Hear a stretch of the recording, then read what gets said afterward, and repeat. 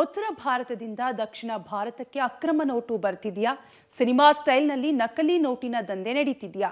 ರೈಲು ಹತ್ತಿ ದಂಧೆ ಬೆನ್ನತ್ತಿದ್ಯಾಕೆ ಪೊಲೀಸರು? ಇತ್ತ ಬೆಂಗಳೂರಿನಲ್ಲಿ ಪಾರ್ಕಿಂಗ್ನಲ್ಲಿದ್ದ ಬೈಕ್ಗಳು 3 ನಿಮಿಷದಲ್ಲಿ ಮಾಯ.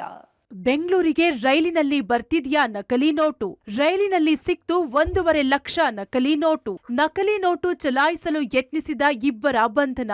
ಉತ್ತರ ಭಾರತದಿಂದ ದಕ್ಷಿಣ ಭಾರತಕ್ಕೆ ಅಕ್ರಮ ನೋಟು ಬರ್ತಿದ್ಯಾ? ಸಿನಿಮಾ ಸ್ಟೈಲ್ನಲ್ಲಿ ನಕಲಿ ನೋಟಿನ ದಂಧೆ ನಡೀತಿದ್ಯಾ?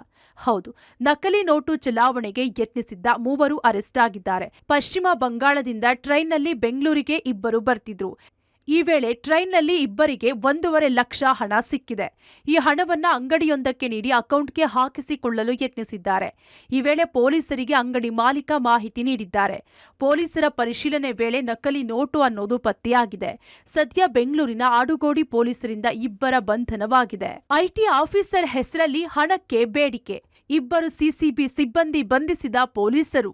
ಇನ್ಕಮ್ ಟ್ಯಾಕ್ಸ್ ಡಿಪಾರ್ಟ್ಮೆಂಟ್ ಅಧಿಕಾರಿಗಳು ಅಂತ ಹೇಳಿ ವ್ಯಕ್ತಿಯೋರ್ವನಿಗೆ ಬೆದರಿಸಿ ಲಕ್ಷ ಹಣಕ್ಕಾಗಿ ಬೆದರಿಸಿದ್ದ ಇಬ್ಬರು ಸಿಸಿಬಿ ಸಿಬ್ಬಂದಿಯನ್ನ ಜಯನಗರ ಪೊಲೀಸರು ಬಂಧಿಸಿದ್ದಾರೆ.